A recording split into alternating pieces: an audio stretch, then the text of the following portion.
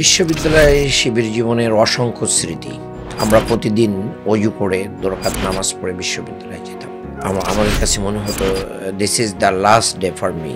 আর নাই অবহেলা, আধুনিক হবে পুরান ঢাকা।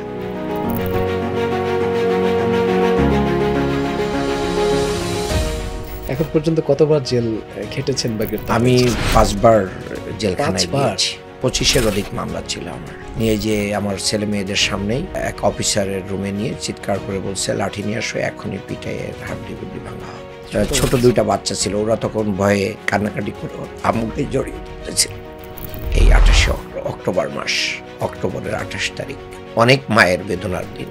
মানে ঢাকা মহানগরী দক্ষিণ জামাতে এখানে রাজশাহী বিশ্ববিদ্যালয়ের কোনো কোরআন কি এখানে কাজ করে কি? অবহেলিত রাখতে দিব না। আর এই যে মানে পুরাতন ঢাকার যে যত অব্যবস্থাপনা আছে এগুলোকে আধুনিকভাবে আধুনিকায়নের মাধ্যম দিয়ে আমরা এটাকে একটা নতুন ঢাকায় গড়ে তুলব ইনশাআল্লাহ। আমার দল এবং আমি সম্পূর্ণ দুর্নীতিমুক্ত। যত ধরনের এই মুক্তের শব্দ আপনি পাবেন সবগুলো আমাদের ভিতরে আছে।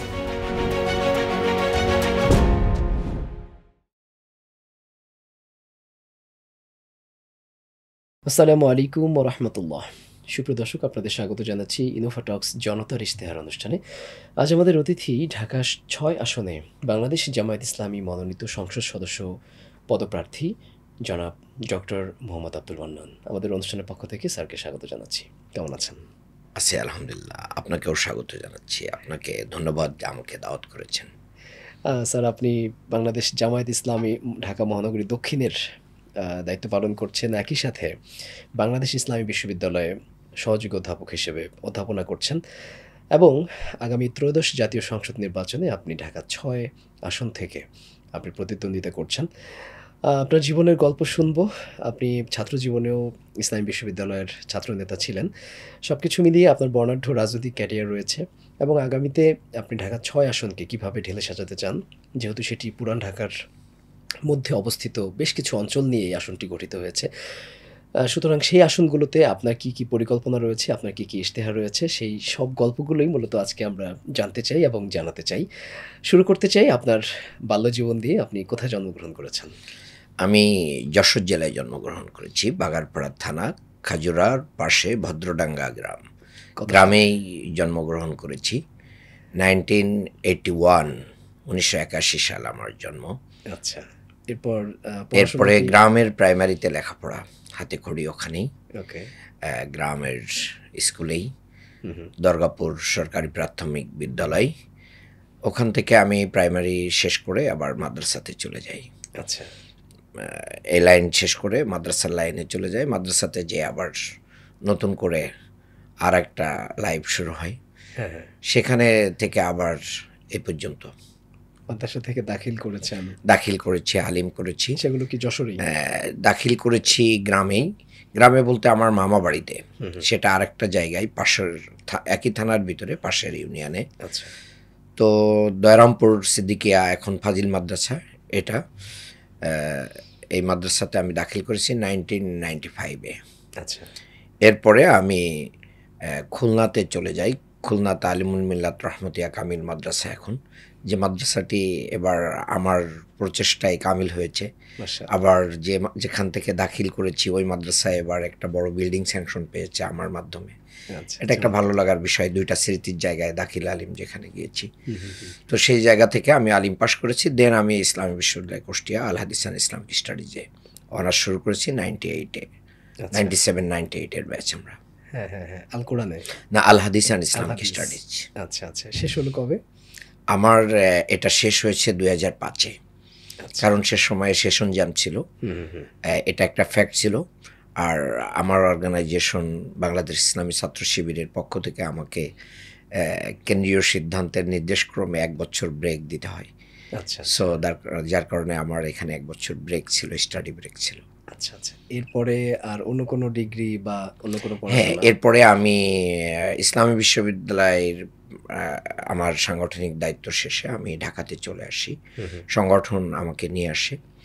তখন 2006 সালের 1 জানুয়ারি থেকে 7 সালের জুন পর্যন্ত আমি ঢাকা মহানগরী পশ্চিম ইসলামী ছাত্র শিবিরের সভাপতির দায়িত্ব পালন করি। সেখান থেকে আমার ঢাকার যাত্রা শুরু। মানে এমনিতে একাডেমিক্যালি মাস্টার্স শেষ করার পর আপনি কোনো ডাবল মাস্টার্স করেছেন কিনা? না, আমি কোনো ডাবল মাস্টার্স করি এমফিল, নাই। পিএইচডি করেছেন? তবে আমি ঢাকা বিশ্ববিদ্যালয়ে আরবি বিভাগে বাংলাদেশের খ্যাতিমান একজন Islamic scholar professor doctor Abdul Mahbub sir আচ্ছা। আসহাবে রসুলের জীবন কথা যিনি লিখেছেন, হ্যাঁ, অসংখ্য কালোজয়ী গ্রন্থ। সাহাবী এবং তাবেঈদের জীবন যিনি লিখেছেন, এরকম একজন ব্যক্তির সান্নিধ্য লাভ করি এবং ওনার আন্ডারে আমি এমফিল শুরু করি। এমফিল শুরু করে কিছুদিন কাজ করার পর স্যারের পরামর্শে এবং আমার আগ্রহের জায়গা থেকে কোর্স পরীক্ষা হয় ইউনিভার্সিটিতে। এই কোর্স পরীক্ষার শর্ত ছিল যে একটা হায়েস্ট প্রায় 60-70+ নাম্বারের প্রয়োজন ছিল। তো সেই নাম্বার যাদের থাকবে তারা কনভার্ট করে পিএইচডি করতে পারবে। তখন আমার এখানে আমি ইউনিভার্সিটির এই পরীক্ষায় এমফিল যত পরীক্ষার্থী ছিল সেকেন্ড হায়েস্ট নাম্বার পেয়েছিলাম ওয়াও! এবং এখানে আমাকে স্কলারশিপ দেওয়া হয় ইউনিভার্সিটি থেকে। আচ্ছা। আমি এবং এটা আমার ছাত্র জীবনের সবচেয়ে বড় পাওয়া। প্রাইমারি থেকে পিএইচডি পর্যন্ত সকল জায়গায় আমি স্কলারশিপ পেয়েছি। আচ্ছা, এটা আচ্ছা। একটা আমার জীবনের একটা স্মরণীয় আর কি, যে মানে একদম প্রাইমারি থেকে দাখিল, আলিম, প্রাইমারি ফাজিল। থেকে আমি বৃত্তি পেয়েছি, আবার পিএইচডিতেও আমি স্কলারশিপ পেয়েছি। তো মাশাআল্লাহ। জীবনের প্রতিটা বাঁকে বাঁকেই আল্লাহ আমাকে এই সম্মানের অধিকারী করেছেন, আলহামদুলিল্লাহ। চমৎকার। আপনি পিএইচডি কমপ্লিট হলো কবে? আমার 2014-তে এটা অ্যাওয়ার্ড হয়েছে ঢাকা বিশ্ববিদ্যালয় থেকে। তবে এর পাশে একটা নির্মম কাহিনী আছে। কি কাহিনী সেটা? সেটা হচ্ছে এটাই যে আমার যখন পিএইচডিটা অ্যাওয়ার্ড হয় তখন ঢাকা বিশ্ববিদ্যালয়ে একটা সমাবর্তন ছিল। তো সমাবর্তনে আমি রেজিস্ট্রেশন করেছিলাম। রেজিস্ট্রেশন করার পরে সমাবর্তনের সামনে রেখেই আমার আমাকে অ্যারেস্ট করা হয়।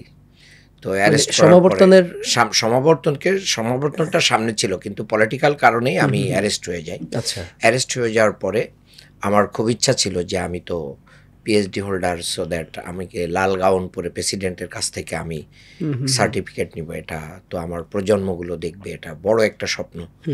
কিন্তু সেটা ব্রেক হয়ে যায়, আদালতে যায়। আদালতে যাওয়ার পরে যখন আমি আদালতে জামিন শুনানি হচ্ছিল, অ্যাডভোকেট যা বলছিল জাজ মানে না। ওয়ান্স আপন এ টাইমে আমি হ্যান্ড রেজ করলাম যে আমি কথা বলতে চাই। তো উনি কথা বলতে আমাকে সুযোগ দিলেন। আমি বললাম যে আমি একজন বিশ্ববিদ্যালয়ের শিক্ষক, আমি পিএইচডি হোল্ডার, আমাকে কেন গ্রেপ্তার করে মানে এখানে রাখা হবে? আমি রেজিস্ট্রেশন করেছি সমাবর্তনে বাংলাদেশের সর্বোচ্চ অভিভাবক প্রেসিডেন্ট সার্টিফিকেট দিবে, সেই জন্য আমাকে অ্যালাউ করা হয়েছে। আর আমাকে এই ঐতিহাসিক মুহূর্তের জন্য জামিন দেওয়া হোক।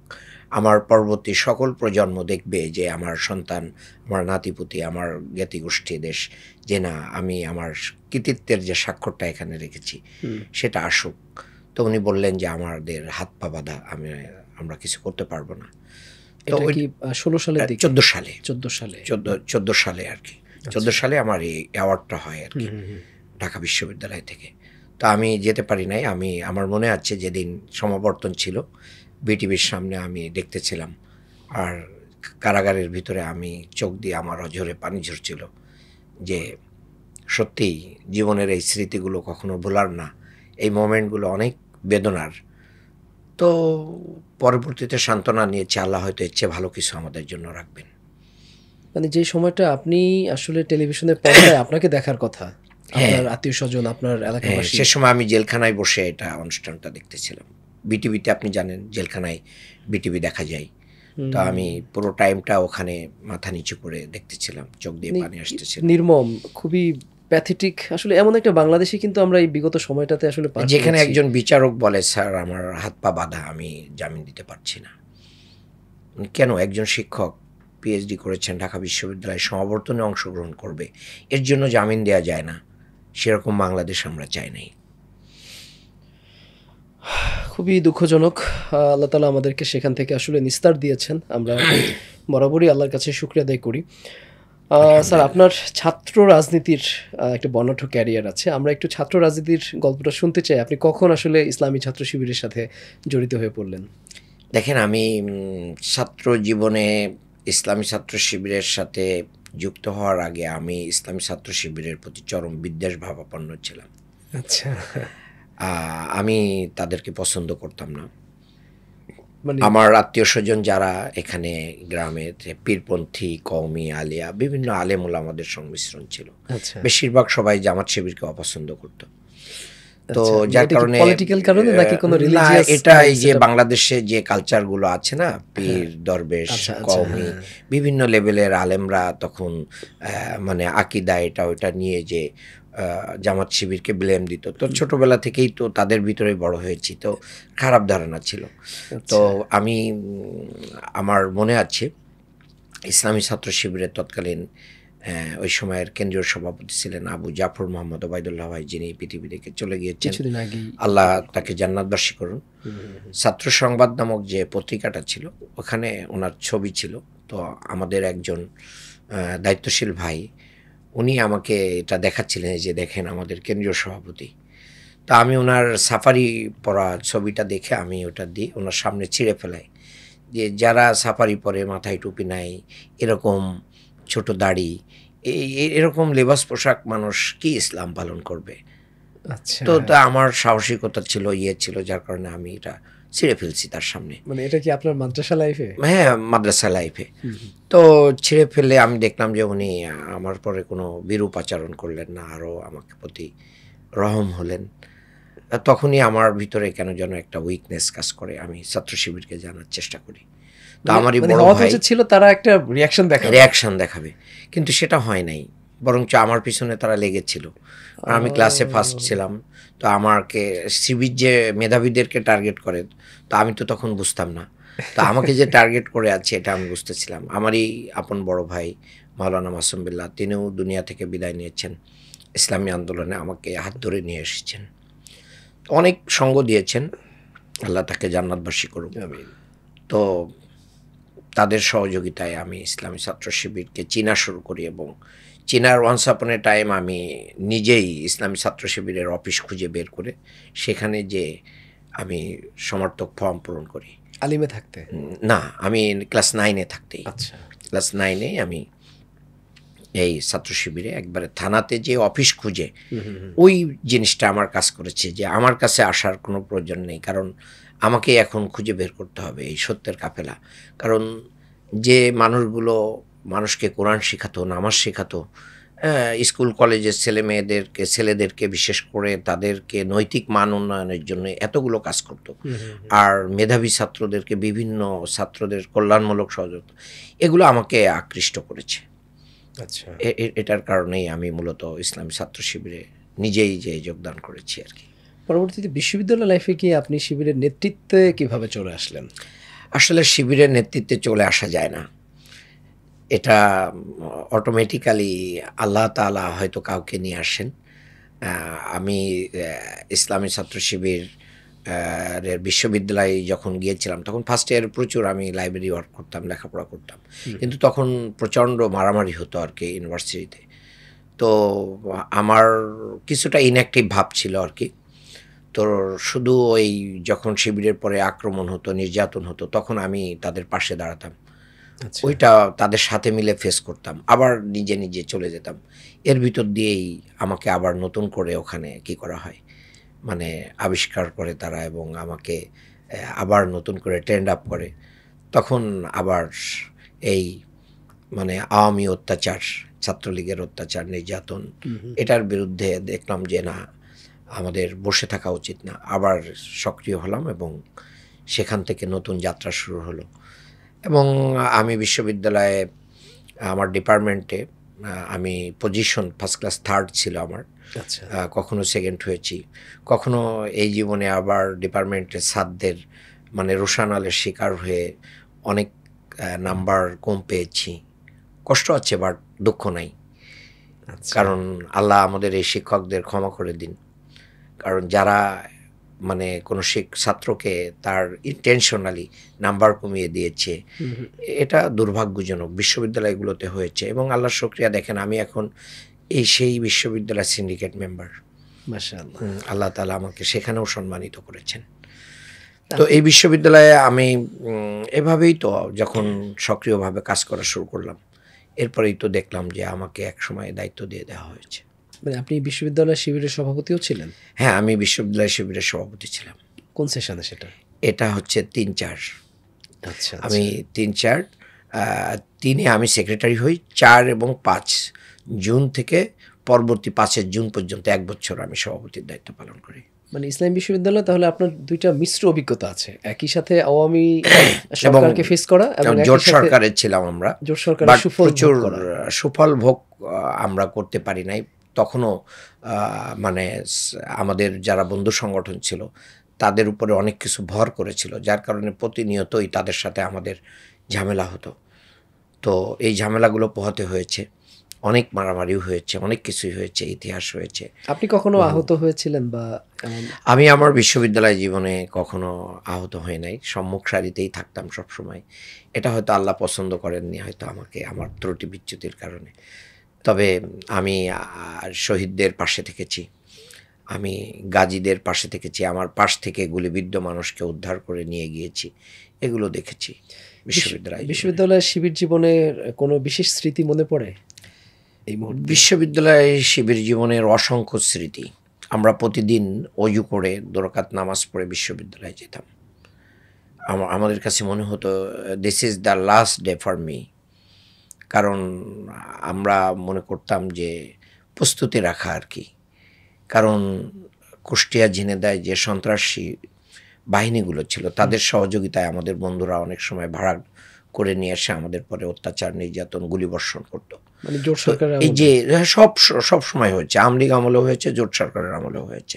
এবং ওয়ান্স আপন এ টাইম তারা একবার আমাদের ২ টা ছেলেকে মেইন গেটে আটকিয়ে রেখে নির্যাতন করে। রোজার সময় ছিল, তাদেরকে ইফতারের সময় পানির পরিবর্তে প্রস্রাব দিয়েছিল। তো বিষয়টা আমাকে ব্যথিত করেছিল। আমি একটা সফরে চুয়াডাঙ্গাতে ছিলাম। সেখান থেকে খবর পাওয়ার পরে ব্যাক করলাম, তখন সংঘর্ষ চলতেছিল। তো অনেক কষ্টে আমি পুলিশের সহযোগিতায় ক্যাম্পাসে ঢুকতে পারি। ক্যাম্পাসে ঢোকার পরে পুরো পরিস্থিতি আমাদের নিয়ন্ত্রণে আসে। পরেই তারা ঘোষণা দিল যে আমাদেরকে দেখে নিবে ফাইনালি। তো ওই যে দেখে নিবে, এইজন্য ওরা একটা ডেট দিয়ে দিল হুম। যে এই ডেটে আপনাদের সাথে আমাদের বোঝাপড়া হবে। এটা কত সালের দিকে এটা? এটা ২০০৫-এ। মাই গড! তো সেখানে এলাকার ঢাড়, সড়কি, লাঠি সোঁটা অনেক কিছু নিয়ে বহু লোকজন চলে এসেছিল অস্ত্রপাতি নিয়ে। তো আমরা আল্লাহর পরে ভরসা করে তাকবীর ধ্বনি দিয়েই এগুলো মোকাবেলা করেছি এবং আল্লাহ তাআলা আমাদেরকে সেভ করেছেন। তারা পালিয়ে যেতে বাধ্য হয়েছে। এই যে মানে স্মরণীয় জায়গাগুলো, মানে আমার কাছে খুব খারাপ লাগে এখন যে একই বিশ্ববিদ্যালয়ে পড়ে শুধু রাজনৈতিক কারণে আমরা পরস্পরের বিরুদ্ধে এভাবে ঝাঁপিয়ে পড়ব, এটা গ্রহণযোগ্য না। ছাত্র রাজনীতির এই অধ্যায়গুলো শেষ হওয়া উচিত ছিল, তখনই মনে করতাম। কিন্তু আমরা পরিস্থিতি শেখাচ্ছিলাম। আমাদের উপরে অনেক স্টিম রোলার চালানো হয়েছে সেই সময়গুলোতে। এটা ছাত্র জীবনে এরকম অসংখ্য স্মৃতি আছে। আমি আরেকটা স্মৃতির কথা আপনাকে বলতে পারি। আমাদের অনুষদ ভবন, এখন ধর্মতত্ত্ব অনুষদ যেটা, তার নিচে আমরা একদিন দাঁড়িয়েছিলাম। ছাত্রলীগের কিছু ক্যাডার তারা হঠাৎ অস্ত্র বের করে আমাদের ব্যারিস্টার নজরুল ভাই, যিনি ঢাকায় ১ আসনের প্রার্থী এবং আমাদের ইউকেতে থাকেন, রাইসুল ইসলাম রাসেল ভাই, ২ জনকে লক্ষ্য করে গুলি ছুটতে যায়। কিন্তু গুলি ছুটতে যেয়ে ওনারা কাছেই ছিলেন, কিন্তু গুলিটা বের হয় নাই। পরে ওই গুলিটা উপরে লাগানোর সাথেই উপরে বাস্ট হয় এবং ওখানে ছাদে লাগে। আবার তারা তাক করেছে, আবার গুলি ফুটেনি, আবার উপরে দিয়েছে, আবার উপরেই ফায়ার হয়েছে চোখের সামনে। আমরা তখন তাদেরকে ধরে ফেলেছি যে এটা সম্ভব না। তো যাই হোক, আমাদের ভাইয়েরা সাহসিকতার পরিচয় দিয়ে সেগুলো মোকাবেলা করেছে। তো আল্লাহ তাআলা যদি মানুষের হায়াত রাখেন, তাকে যে নিঃশেষ করে দেওয়া যায় না, চোখের সামনে সেটা দেখেছি। মানে আল্লাহ যাকে ইচ্ছা জীবিত করেন, যাকে ইচ্ছা মৃত্যু দান করেন। হায়াত থাকলে কেউ কাউকে নিয়ে চলে যাওয়া যায় না। এক্স্যাক্টলি। আপনি এরপর ইসলামী বিশ্ববিদ্যালয়ে দায়িত্ব পালনের পর আপনি ঢাকা মহানগরীতে চলে এসেছেন। ঢাকা মহানগরী পশ্চিমের সংগঠন আমাকে দায়িত্ব দেয়। সর্বশেষ কোন দায়িত্ব পালন করেছেন? আমি এটার মাধ্যম দিয়ে আমার ছাত্র জীবন শেষ হয়। কত সালে সেটা? এটা ২০০৭ সালে। এখানে আমার বড় স্মৃতি হচ্ছে ২০০৬ সালের ২৮শে অক্টোবর, পল্টন ট্র্যাজেডি। আমার হাতে গড়া অত্যন্ত আদরের, স্নেহের, ভালোবাসার শহীদ মুজাহিদকে সেদিন নিঃশেষ করে দেওয়া হয়েছিল, পিটিয়ে হত্যা করা হয়েছিল। আমার অসংখ্য ভাইকে আমাদের চোখের সামনে ১৫-১১টায় আওয়ামী লগি বৈঠা নিয়ে শেখ হাসিনার নির্দেশে তারা এসেছিল। শহীদ মুজাহিদ সহ শিপন, গোলাম কিবরিয়া শিপন থেকে সাইফুল্লাহ মোহাম্মদ মাসুম, ফয়সাল, যাদেরকে শহীদ করা হয়েছিল এদেরকে আমি পরবর্তী সংগঠন পরের দিন আমাকে দায়িত্ব দেয় ঢাকা মেডিকেলের মর্গ থেকে ডেড বডিগুলো নিয়ে আসার জন্য। সেখানে যেও আমরা বিরূপ পরিস্থিতির সাজি সেলিমের লোকেরা বাপ সাজিয়ে একজনকে নিয়ে এসে তার মানে সন্তান দাবি করে নিয়ে যাওয়া, ডেড বডি নিয়ে যেতে যায়। হাবিব ভাই নামে আমাদের একজন শ্রমিক নেতা ছিলেন, তাকে পল্টন ময়দানে মোড়ে সেখানে খুঁচিয়ে খুঁচিয়ে হত্যা করেছিল এবং তার ডেড বডিটা মর্গ থেকে নিয়ে যাওয়ার জন্য তারা ব্যস্ত হয়ে গিয়েছিল। তো তখন আমি সাংবাদিকদের সহযোগিতা নিই এবং সেই সহযোগিতা নিয়ে আমি মানে সেখানে আপনার তাকে ধরতে বাধ্য হই, মানে সক্ষম হই। কারণ সে বলছে যে তার বয়স হচ্ছে 50, মানে যিনি যিনি মিথ্যা বাবা তার বয়স 50, আর যিনি মারা গেছেন তার বয়স হচ্ছে 45। তো তখন সাংবাদিকরা ধরলো যে এটা কিভাবে সম্ভব। তখন সে পালিয়ে যায় এবং সে পালানোর ফুটেজ সাংবাদিকরা দেখিয়েছিল মিডিয়াতে যে এই যে মিথ্যা দাবি করা। তখন হাজী সেলিমের লোকরা পালিয়ে যেতে বাধ্য হয় এবং বহু কষ্টে আমরা সেই ডেড বডিগুলো আমরা মগবাজারে নিয়ে এসে এগুলো গোসল দিয়ে আমরা দাফন করি। দেখেন, শহীদ মুজাহিদকে দাফন করতে যে আমার জীবনের একটা বড় স্মৃতি এখানে আছে। মিরপুরে এখানে তার কবরস্থান। 2 দিন পরে যখন তার শাহাদাতের আমি দাফনের জন্য তার কবরে নেমেছিলাম, তার মাথাটা আমার হাতের উপরে ছিল। তো আমি যখন তাকে কবরে শোয়ানোর পরে আমার হাতটা টান দিয়ে দেখি আমি তাজা রক্ত বের হয়ে আমার হাত রঞ্জিত হয়েছে। তখন মনে হয়েছিল যে ওয়ালা তাকুলু লিমা ইউকতালু ফি সাবিলিল্লাহি আমওয়াত বাল আহইয়াউ ওয়ালাকিন লা তাশউরুন। তো এই যে মানে আমাদের চোখের সামনে যে ঘটনাগুলো, এগুলো আমরা ভুলতে পারি না। ছাত্র শিবির আমাদেরকে অনেক কিছু শিক্ষা দিয়েছে পরিস্থিতি মোকাবেলা, এবং আসলে ওই দিন পল্টন ময়দানে যদি আমাদের ভাইয়েরা জীবন না দিত, আমাদের ভাইয়েরা যদি আহত হয়ে বারবার ব্যান্ডেজ নিয়ে বারবার চলে গিয়েছে, সেটা যদি না হতো তাহলে হয়তো আমাদের মহানগরী অফিসের ভিতরে বসে থাকা আমাদের শীর্ষ নেতৃবৃন্দ মাওলানা দেলোয়ার হোসেন সাঈদী সবাই বসেছিলেন, হয়তো সবাইকেই তারা খুন করে ফেলত। কিন্তু এই জনশক্তি বারবার আহত হয়ে ব্যান্ডেজ নিয়ে তারা, আমি দেখেছি হাসপাতালগুলোতে আমাদের ভাইদের যে মানে কত করুন, কিন্তু তারপরেও নিজের মাথা ফেটে গেছে, সেলাই দেওয়া হয় নাই, তারপরেও সে বলছে যে না, আমার আগে আমার ভাইকে দেন। এই যে সাহাবায়ে কেরামের জীবনে আমরা যেটা দেখেছি যে অগ্রাধিকার দেয়া, সেটা চোখের সামনে আমরা দেখেছি। তো যাই হোক, এখান থেকে আমাদের অনেক কিছু পাওয়ার আছে। এই 28 অক্টোবর মাস, অক্টোবরের 28 তারিখ অনেক মায়ের বেদনার দিন। শহীদ জসিমউদ্দিন, যাকে পল্টন মোড়ে তাকে হত্যা করে লাশের উপরে নৃত্য করেছিল। মানুষ কতটা জঘন্য হতে পারে, এনটিভি প্রথম এটা প্রকাশ করেছিল, পরবর্তীতে সরকারের চাপে এটা সরাই ফেলতে বাধ্য হয়, কিন্তু সেই ফুটেজ পৃথিবীবাসীর কাছে রয়ে গেছে। তখন মানুষ বলেছিল যে আমরা প্যালেস্টাইন দেখেছি, অনেক কিছু দেখেছি, কিন্তু প্যালেস্টাইনের লোকেরা এভাবে লাশের পরে কখনো নৃত্য করেনি। আওয়ামী লীগ এতটা খারাপ। তাই অনেকে বলেন যে ক্লিন ইমেজের আওয়ামী লীগ, অমুক ইমেজের আওয়ামী লীগ। আমি বিশ্বাস করি না। আওয়ামী লীগ, ওদের চরিত্রের কোনো পরিবর্তন নেই। ওদের কোনো অনুশোচনা, এই যে 2000 শহীদ এবং 30,000 আহত হয়েছে, এত মানুষের চোখ গিয়েছে, হাত গিয়েছে, পা গিয়েছে, কোনো অনুশোচনাই, বরং এখন নাশকতায় ব্যস্ত। 28 অক্টোবরের যে দুর্ঘটনা, এটি নিয়ে তো মামলা হয়েছে। এটির মামলার অগ্রগতি কতদূর? দেখেন, এটার মামলা হয়েছিল পরবর্তীতে শেখ হাসিনা গত 3 টার্ম ক্ষমতায় থাকার পরে এই মামলাগুলো সে নিঃশেষ করে দেয় তার ক্ষমতা বলে। নতুন করে আর এখন নতুন করে সেগুলোকে আবার মানে কাগজপত্র অন্য জিনিসগুলো করে এটা ফাইল আপ করে চালু করার জন্য ব্যবস্থা নেওয়া হচ্ছে। আপনি মহানগরী পশ্চিমের 2007-এ আপনি দায়িত্ব শেষ করেছেন, আর এর মধ্যে এই প্যাথেটিক ঘটনা, এটি শুধু আসলে ইসলামী ছাত্র শিবির বা বাংলাদেশ জামায়াত ইসলামী নয়, পুরো আমাদের দেশের জন্য একটি কলঙ্কজনক অধ্যায় ছিল 28শে October, Paltan tragedy. Paltan tragedy. আমরা চাই যে এই পল্টন ট্র্যাজেডিতে যে সকল আহ, দুষ্কৃতিকারী ছিল, যারা আক্রমণ করেছে, হামলা করেছে, তাদের সবার শাস্তি হোক, এটাই আমরা চাই। আপনি 2007-এর পরে বৃহত্তর সংগঠন জামায়াত ইসলামীর সাথে সংযুক্ত হলেন, এবং সর্বশেষ আপনি এই মুহূর্তে কোন দায়িত্বে আছেন? আমি জামাত ইসলামীর কর্মী হওয়ার পর থেকে ধারাবাহিকভাবে একবারে ইউনিট থেকে, শিবিরের যেরকম একবারে তৃণমূল থেকে আমি এ পর্যন্ত এসেছিলাম, ঠিক একইভাবে জামাতের তৃণমূল থেকে আমি কাজ শুরু করি। সেখান থেকে এখন আমি ঢাকা মহানগরী দক্ষিণের অ্যাসিস্ট্যান্ট সেক্রেটারি, সহকারী সেক্রেটারির দায়িত্ব পালন করি। কতজন আছেন সেক্রেটারি? সেক্রেটারি না, সহকারী সেক্রেটারি Assistant 4 জন আছেন, secretary কতজন? সেক্রেটারি 1 জন। হ্যাঁ, মানে অ্যাসিস্ট্যান্ট সেক্রেটারি কতজন সেটা 4 জন। জানতে চেয়েছি। 4 জন আছেন। আচ্ছা, এখানে শোনা যায় যে ঢাকা মহানগরী দক্ষিণ জামায়াত ইসলামীতে এখানে একটা কোরাম কাজ করে, এ ধরনের একটি কথা আমরা জনপরিসরে মাঝে মধ্যে শুনি। আমি বুঝি নাই আপনার কথা। মানে ঢাকা মহানগরী দক্ষিণ জামাতে এখানে রাজশাহী বিশ্ববিদ্যালয়ের কোনো কোরাম কি এখানে কাজ করে কিনা? না, আমি সেটা মনে করি না। ইসলামী ছাত্র শিবিরের বা জামাত ইসলামের এরকম কোনো সুযোগ এখানে নাই। এখানে এখানে দেখা যায় যে যোগ্যতার মহানগরী ভিত্তিতে আমির রাজশাহী বিশ্ববিদ্যালয়, মহানগরী সেক্রেটারি রাজশাহী বিশ্ববিদ্যালয়, মহানগরী অ্যাসিস্ট্যান্ট সেক্রেটারি রাজশাহী বিশ্ববিদ্যালয়ের সাবেক সভাপতি, মানে এটা মানে সাধারণ মানুষ এ ধরনের প্রশ্ন করে এই না, কারণেই এটা হয়। এটা এটা কি ইসলামী কাকতালীয় আন্দোলনে কোনো ঘটনা? এটা কাকতালীয় ঘটনা না। মনে করেন যে আমি এখানে আছি, আমার কাছে আমার ছোট ভাই তো আসতেই পারে, তাই না? আমি থাকার কারণে আচ্ছা, এটা আসাটা স্বাভাবিক না?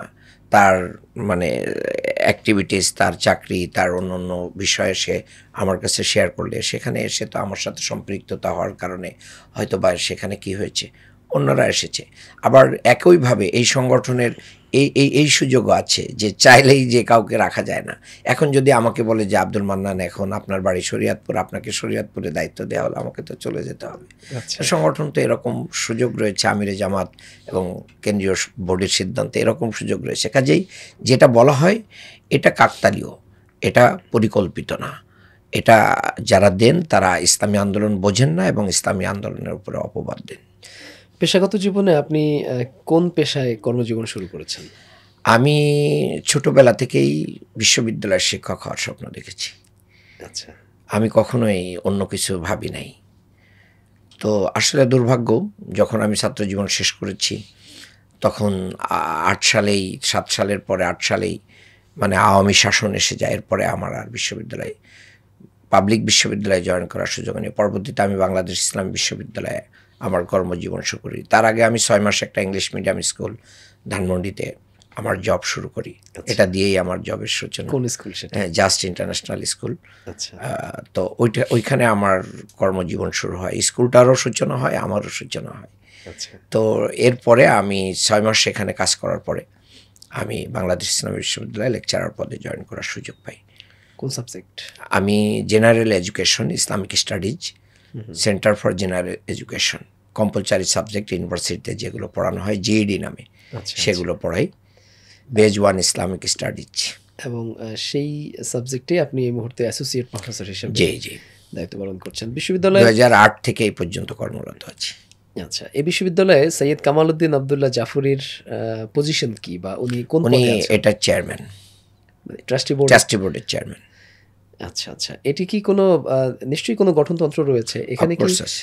এই চেয়ারম্যানশিপ এটা কি নিয়মিত বিরতিতে কি চেঞ্জ হয় বা নতুন করে নির্বাচন আমরা হয়? কখনো চেঞ্জ হইতে দেখি নাই। তবে এর আগে আল্লামা দেলোয়ার হোসেন সাইদি হুজুর রহিমাহুল্লাহ উনি চেয়ারম্যান ছিলেন, একটুটুক জানতাম। আচ্ছা, তারপরে হুজুর হয়েছেন। আপনাদের তো একটা অস্থায়ী ক্যাম্পাস ছিল, এই মুহূর্তে স্থায়ী ক্যাম্পাসটা কোথায়? এটা স্থায়ী campus, Green Model Town, Mugda Manda. আচ্ছা, আপনি পাশাপাশি রাজনীতি করেছেন এবং শিক্ষকতা করেছেন, আর সর্বশেষ জুলাই পরবর্তী সময়ে আপনাকে আমরা দেখছি আপনি ঢাকা 6 আসনে জাতীয় সংসদ নির্বাচনের জন্যে আপনি মনোনীত হয়েছেন, এবং এটি নিশ্চয়ই বাংলাদেশ জামায়াত ইসলামী আপনাকে মনোনয়ন দিয়েছে। যতটুকু জানি যে জামায়াত ইসলামীতে মনোনয়ন দেওয়ার ক্ষেত্রে কোনো তদবির বা কোনো লবিং অথবা কোনো আর্থিক লেনদেনের কোনো সুযোগ নাই। আপনার ক্ষেত্রে নিশ্চয়ই এমনটি ঘটেছে। আসলে আমাকে যে এখানে দেয়া হবে এটা আমি কল্পনাই করি নাই। আচ্ছা, মানে এটা কি বলবো, যে হঠাৎ মিটিংয়ে প্যানেল ঠিক হলো, সেই প্যানেলের ভিতরে দেখলাম আমার নাম আছে। এরপরে তৃণমূলের মতামত নেওয়ার জন্য পাঠিয়ে দেওয়া হলো। তৃণমূলের মতামত আসলো, সেই মতামত কেন্দ্রে চলে গেল, কেন্দ্র এটা মানে কাউন্ট করলো। তারপরে কেন্দ্রীয় পার্লামেন্টারি বোর্ড আছে, নির্বাহী আছে, চূড়ান্ত অ্যাপেক্স বোর্ডে যেটা, সেখানে এটা আলোচনা হলো। আচ্ছা। দেন দেখলাম যে একদিন ঘোষণা হচ্ছে যে এই আসনে ডক্টর আব্দুল মান্নান প্রার্থী জামাতের। আচ্ছা, আচ্ছা। আমি মানে কল্পনার বাইরে ছিল। মানে আপনাকে আপনার যশোর থেকে নমিনেশন না দিয়ে আপনাকে ঢাকা থেকে কেন দেওয়া হলো? এটা আমার সংগঠনের ব্যাপার। সংগঠন কাকে কোথা থেকে দিবে না দিবে এটা তো সংগঠন ডিসিশন দিবে। আর আমি তো ঢাকা মহানগরীর দক্ষিণেরই জনশক্তি, এখানেই কাজ করছি দীর্ঘদিন থেকেই। আচ্ছা। 2000 আপনি যদি ছাত্রজীবন থেকেই ধরেন তাহলে 2005 থেকেই তো আমি এখানে আছি। আমি যাত্রাবাড়ি থানার আমির ছিলাম প্রচণ্ড কঠিন মুহূর্তগুলোতে। পরিস্থিতি মোকাবেলা থেকে শুরু করে নিয়ে অ্যারেস্ট, জেল খাটা সবই তো ঢাকাতেই হয়েছে। সো দ্যাট সংগঠন আমাকে ঢাকাতেই উপযুক্ত মনে করেছে। এখন পর্যন্ত কতবার জেল খেটেছেন বা গ্রেপ্তার আমি হয়েছেন? 5 বার জেলখানায় 5 বার? গিয়েছি। মানে এটি সবই জামায়াত 25-এর ইসলামীতে আসার ওদিকে পর? 25-এর অধিক মামলা ছিল আমার আচ্ছা, আচ্ছা, আচ্ছা। এটি এই আওয়ামী সরকারের আমলে এই হয়েছে? আমলেই, এই 15 বছরে? এই 15 বছরে। এখন কি সব মামলাগুলো কি খালাস হয়েছে? সবগুলোই শেষের পথে, 2-একটা কিছু রয়ে গেছে, এটাও শেষ হবে বলে আশা করি। রিমান্ড হয়েছিল আপনার? রিমান্ড হয়েছে কয়েকবার, কতদিনের? টানা 4 দিন। আমার ক্ষেত্রে কমই হয়েছে একটু, অন্যদের ক্ষেত্রে তো আরও অনেক বেশি হয়েছে। আপনারা যারা একটু ভিআইপি, আপনাদের তো রিমান্ডে আমি মারধর করে না? আমি ভিআইপি মনে করি নাই কখনো, কারণ এই সরকার আমাদের এটিএম আজহার ভাইকে ডান্ডাবাড়ি পরিয়েছে। এই সরকার আমাদের অনেক বড় বড় নেতাদেরকে কি করেছে, অপমান করেছে। সো দ্যাট সেখানে আমরা, আমাদের অ্যারেস্ট হলে আমাদের পরিবারগুলো অনেক শঙ্কায় থাকতো যে অ্যারেস্ট করে স্বীকার করা হবে কিনা, আদালতে তোলা হবে কিনা, জেলখানায় নেওয়া হবে কিনা, ক্রস ফায়ার দেওয়া হবে কিনা, হাতে পায়ে গুলি করা হবে কিনা, এই যে জায়গাগুলো আমাদের জন্য ছিল, তো সেই জায়গায় নিজেকে কখনো ভিআইপি মনে হয় নাই। এমনিতে কোনো নির্যাতন কি রিমান্ডে করা হয়েছিল? শোনেন, আমার পরে পুলিশ অ্যারেস্ট করে, কোনো পুলিশ আমার পরে শারীরিক নির্যাতন করেনি, তবে মানসিক নির্যাতন করেছে। আমি যাত্রাবাড়ি থানাতে একবার অ্যারেস্ট অবস্থায় আমার ছেলে, তখন ছোট অনেক, আমার স্ত্রী গিয়েছিল, আমার ছোট মেয়েটাও সাথে ছিল আমার স্ত্রী। তো হঠাৎ আমার স্ত্রী এবং বাচ্চারা গিয়েছে শুনে তারা আমাকে গারদ থেকে বের করে নিয়ে গেল, নিয়ে যেয়ে আমার ছেলে মেয়েদের সামনেই এক অফিসারের রুমে নিয়ে চিৎকার করে বলছে, লাঠি নিয়ে আসো, এখনই পিটাইয়ের হাড্ডি গুড্ডি ভাঙা হবে। মাই গড! মানে আপনার স্ত্রীর সামনে? স্ত্রী এবং আমার স্ত্রী থাকলেও সমস্যা না, কিন্তু আমার ছোট বাচ্চা। 2টা বাচ্চা ছিল, ওরা তখন ভয়ে কান্নাকাটি করে ওর আম্মুকে জড়িয়ে ধরতেছিল। তো আমাদের লাইফগুলো ছিল এরকম। তো সন্তানের ছোট ছোট বাচ্চারা ভয়ে, আমার ছেলে জিজ্ঞেস করেছিল যে আব্বুর অপরাধ কি, এখানে কেন নিয়ে আসছে? তো আমার স্ত্রী কোনো উত্তর দিতে পারে নাই। তো যাই হোক, পরবর্তীতে তারা আমাকে হয়তো পিটায় নাই, কিন্তু যে মানসিক অবস্থা সৃষ্টি করেছে, বাচ্চাদেরকে ট্রমার ভিতরে ফেলে দিয়েছে। আমি যতবার জেলখানায় গিয়েছি, আমার ছেলেটা যখন দেখতে যাইতাম সকালবেলায়, দেখে যতক্ষণ না মানে পুরো দর্শনার্থীরা শেষ করে ফিরে না আসতো, গেট লক না হতো, ততক্ষণ তার মা তাকে জেলখানা থেকে আনতে পারতো না। হয়তো আমার সাথে সাক্ষাৎ 10টায় শেষ হয়ে গেছে, কিন্তু বিকাল 4টা-5টা পর্যন্তই সে ওখানে বসে থাকতো। তো আল্লাহর দিনের জন্যই হয়েছে, এটা নিয়ে আমাদের কষ্ট নেই। আমরা এগুলোকে কি করি, সাহাবা ইকরামের জীবনী থেকেই আমরা এই শিক্ষাগুলো নিই। আমি একটু আপনার নির্বাচনী আলোচনায় ফিরি। আপনি যেখান থেকে নির্বাচন করছেন সেখানে সূত্রাপুর, ওয়ারী, কোতোয়ালী, বংশাল, গ্যান্ডারিয়া বেশ কয়েকটি প্রমিনেন্ট অঞ্চল নিয়ে, এলাকা নিয়ে আপনার আসন।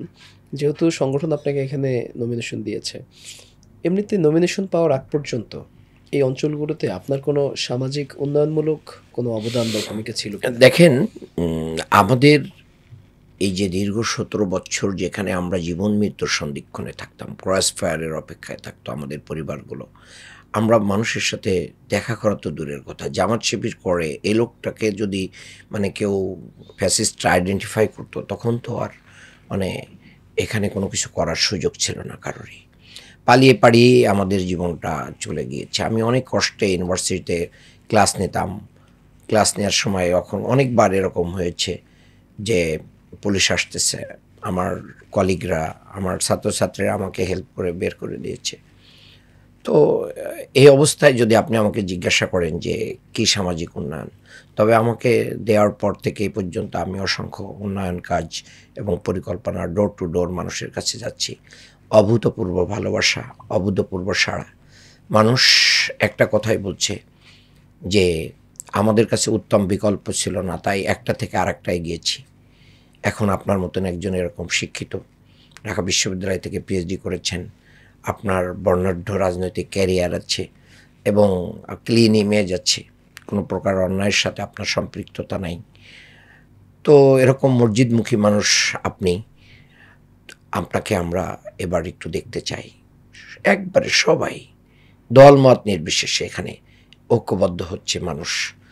ইতিমধ্যে আমি মানে ধর্মবর্ণ নির্বিশেষে সবাইকে আমাদের সাংগঠনিক পরিমণ্ডল থেকে যত, আমাদের ব্যক্তিগত পক্ষ থেকে যত ধরনের সহযোগিতা করা যায় সেগুলো আমরা করে যাচ্ছি।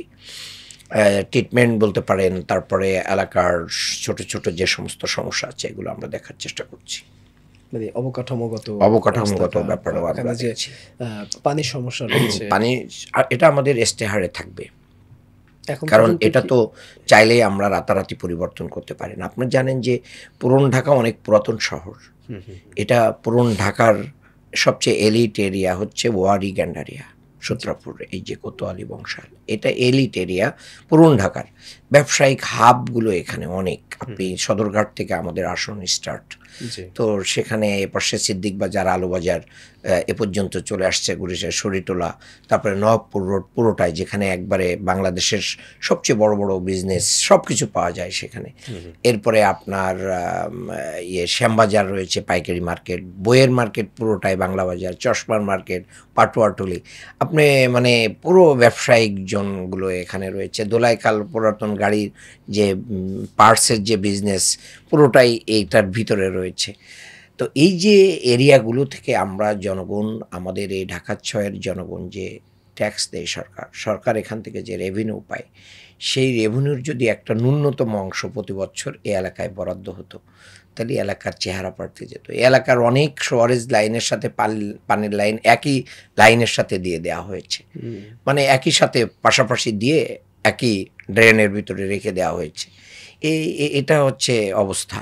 এরপরে আপনি দেখেন যে বিগত ৫৪ বছরে এ এলাকায় কি উন্নয়ন হয়েছে, হয় নাই, অথচ সরকার এখানে অনেক বেশি রেভিনিউ পায়। আমাদের টাকায় গুলশান বনানী, তারপরে হচ্ছে ধানমন্ডি আরও বাড়িধারা তৈরি হয়, হ্যাঁ, পূর্বাচল তৈরি হয়, কিন্তু আমাদের উন্নয়ন হয় না। এটার মূল কারণই হচ্ছে যারা এখান থেকে ইতিপূর্বে নির্বাচিত হয়েছেন, তারা এখানে জন্মগ্রহণ করলেও তারা পরবর্তীতে জীবনযাত্রা এবং সুযোগ সুবিধার জন্য তারা এই অঞ্চল ছেড়ে ওই ভিআইপি অঞ্চলগুলোতে চলে গিয়েছেন, যার কারণে এই অঞ্চলের মানুষের দুঃখ দুর্দশা কখনো তারা দূর করতে পারেন নাই। আমরা ঘোষণা করেছি, আমরা নির্বাচিত হলে ইনশাল্লাহ সরকারের সাথে ফাইট করে আমরা এই এলাকার মানুষের রেভিনিউর টাকার একটা সম্মানজনক অংশ এই এলাকার উন্নয়নে রেগুলার বেসিস খরচ করার জন্য আমরা কি করব, পদক্ষেপ গ্রহণ করব।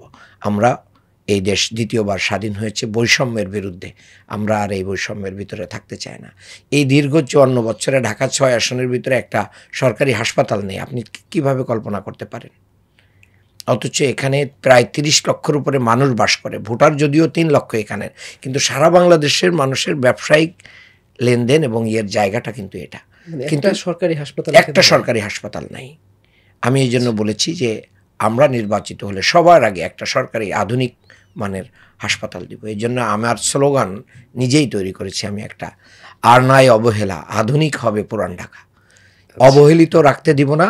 আর এই যে মানে পুরাতন ঢাকার যে যত অব্যবস্থাপনা আছে এগুলোকে আধুনিকভাবে আধুনিকায়নের মাধ্যম দিয়ে আমরা এটাকে একটা নতুন ঢাকায় গড়ে তুলব ইনশাল্লাহ। এই স্বপ্নই মানুষকে দেখাচ্ছি, নিজেও দেখছি এবং সেই স্বপ্ন পূরণের জন্য নিরলসভাবে কাজ করে যাচ্ছি। ইনশাআল্লাহ। আপনি যেমনটা বললেন যে এটা একটি ব্যবসায়িক হাব। এখানে সকল ধরনের ব্যবসায়ী লেনদেন এখানে হয়।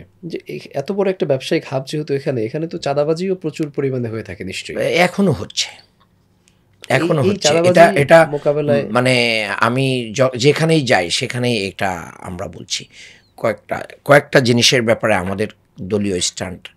আমাদের আমার নামে, আমার আত্মীয়স্বজনের নামে, আমার দলের নামে, নেতাকর্মীদের নামে যদি আমরা নির্বাচিত হই, কেউ কোনো চাঁদাবাজি করতে পারবে না। আমরা চাঁদাবাজদের আস্তানা রাখব না। নির্বাচিত হলে চাঁদাবাজ যতই শক্তিশালী হোক তাকে আমরা নির্মূল করব। তার বিরুদ্ধে আমাদের জিহাদ। আমার বক্তব্য হচ্ছে চাঁদাবাজদের বিরুদ্ধে আমাদের জিহাদ, মাদকের যারা ব্যবসা করে তাদের বিরুদ্ধে আমাদের জিহাদ, এবং মাদকের গডফাদারদের শিকড় উপড়ে ফেলে দেবো আমরা। কারণ আমাদের দল দ্বারাই এটা সম্ভব, যে দলের একটা নেতাকর্মী একটা বিড়ি সিগারেটও খায় না, সেই দলই নির্বাচিত হলে এই মাদক, চাঁদাবাজ, দখলবাজদেরকে মুক্ত করতে পারবে ইনশাআল্লাহ। কিন্তু এবং প্রচুর দখলও আছে। আপনার বুড়িগঙ্গা দূষণ হয়েছে, আমার নির্বাচনী ওয়াদার ভিতরে এটাও রয়েছে, বুড়িগঙ্গা রক্ষা করা হবে। ঢাকার যে ঐতিহ্য, পুরনো ঢাকার যে ঐতিহ্য, এই ঐতিহ্যগুলো বিলীনের পথে। নবাববাড়ির যে বিশাল আছে, সেগুলো সব ধ্বংসের মুখে চলে যাচ্ছে। তা আমরা নির্বাচিত হলে এগুলো ঢাকাকে, ঐতিহ্যবাহী ঢাকাকে আমরা নতুন করে জাতির সামনে তুলে ধরব।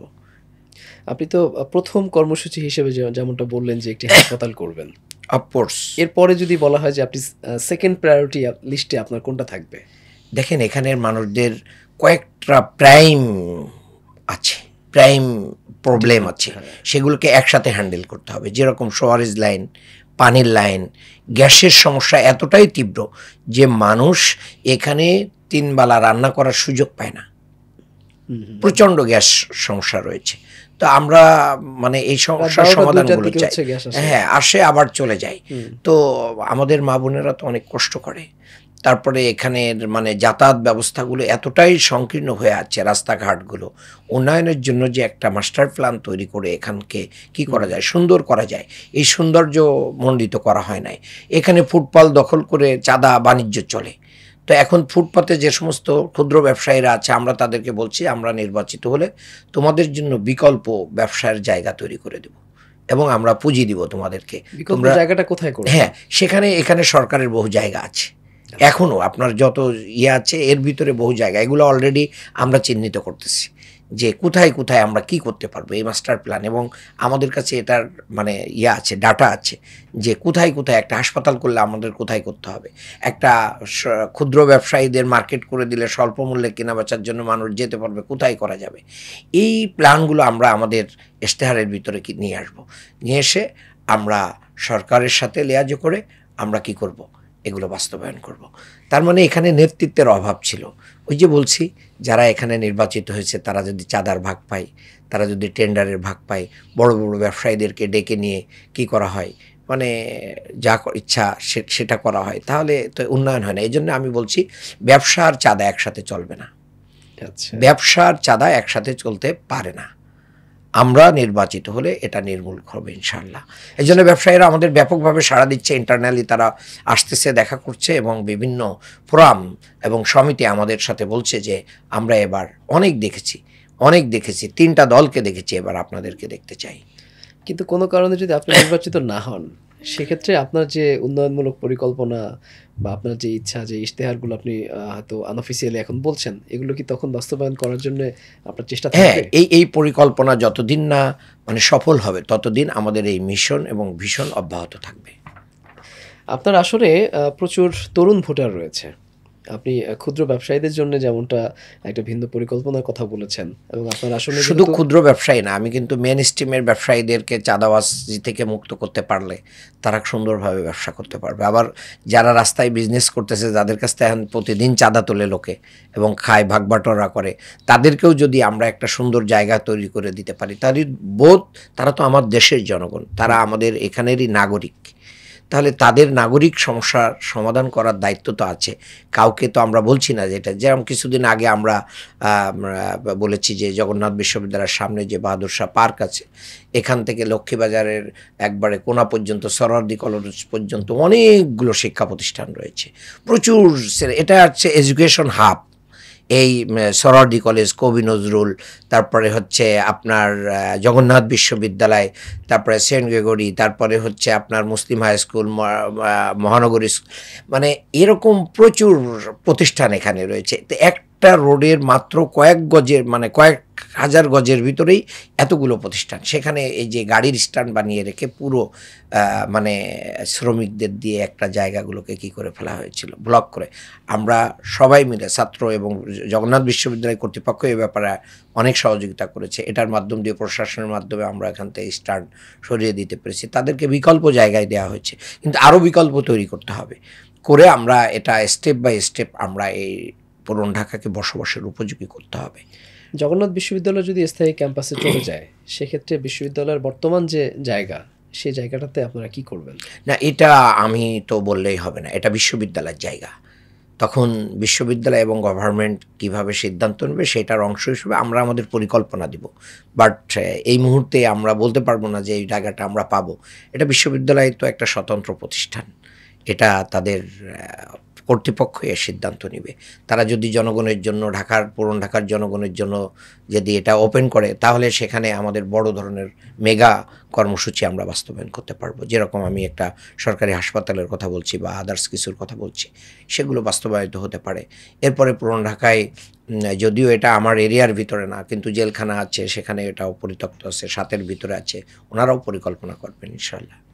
আমি স্পেশালি তরুণদের কথা জানতে চাচ্ছিলাম যে তরুণদের নিয়ে আপনার কি পরিকল্পনা? তরুণদের নিয়ে আমার ভাবনাটা হচ্ছে, দেখেন আমরা যতগুলো মা বোনদের নিয়ে আমরা মিটিং করতেছি, সেখানে তারা একটা কথা বলছে যে আমার ছেলেটা নষ্ট হয়ে যাচ্ছে স্যার।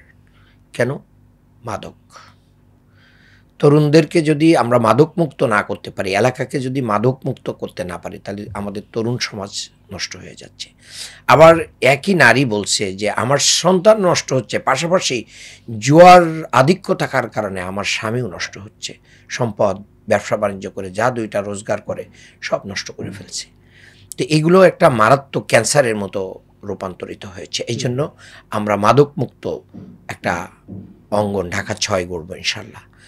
এরপরে আমরা যেটা করতে চাই যে মসজিদ ভিত্তিক এবং পঞ্চায়েত ভিত্তিক আমরা মানুষদেরকে সামাজিকভাবে মর্যাদাবান করে এবং তাদেরকে ক্ষমতা দিয়ে আমরা সামাজিক আন্দোলনের মাধ্যম দিয়ে এই মাদক মুক্ত করব। এক। দ্বিতীয় হচ্ছে এই পুরান ঢাকায় আমাদের শিক্ষার আলো বাস্তবায়নের জন্য যে বড় বড় ভালো মানের শিক্ষা প্রতিষ্ঠান, এটার অনেক অভাব রয়েছে। আমরা তরুণদেরকে আমরা এই অভাব পূরণ করবো ইনশাল্লাহ। আরেকটি কথা আমি সবাইকে বলছি যে কর্মমুখী অ্যাক্টিভিটি আমরা এখানে চালু করব। মনে করেন কম্পিউটার শিক্ষা, সেলাই মেশিন দিয়ে শিক্ষা, তারপরে ড্রাইভিং থেকে শুরু করে নিয়ে ভ্যারাইটিস লেভেলের কারিগরি শিক্ষার ব্যবস্থা করব। এমনকি আমি Japanese language, Korean language, Chinese language এগুলো শেখার মাধ্যম দিয়ে, অ্যারাবিক ল্যাঙ্গুয়েজ শেখার মাধ্যম দিয়ে মধ্যপ্রাচ্য সহ বিভিন্ন দেশে যে ব্যাপক ভিত্তিক কর্মসংস্থান হবে, সেই কর্মসংস্থানের উপযোগী করে তাদেরকে গড়ে তোলা হবে।